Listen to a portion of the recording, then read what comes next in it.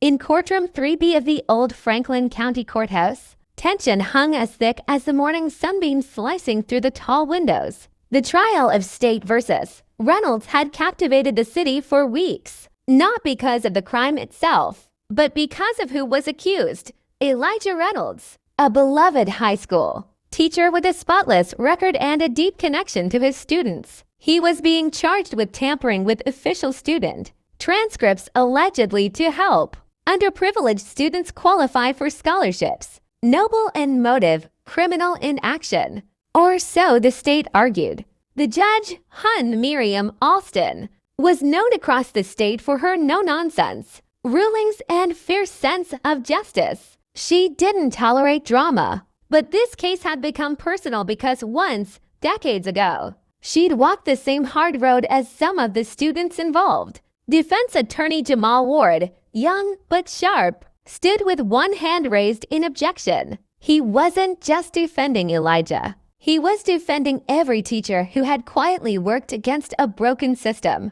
This isn't about fraud, Jamal said, voice calm but firm. It's about desperation. About a man who chose compassion when the system offered no mercy. Across the aisle, prosecutor Angela Ricks sat unbothered in a crisp red blazer, arms folded, waiting her turn. She believed the law wasn't a place for bending rules, even for noble causes. On the witness stand, 17-year-old Marcus Jensen sat nervously, his hands clenched in his lap. One of the students whose transcript had been altered. Mr. Reynolds believed in me before anyone else ever did, he said, eyes darting toward the floor. I never asked him to do anything illegal, but I also wouldn't be headed to college without him. The gallery remained silent, but heart-stirred. An elderly woman wiped her eyes with a tissue.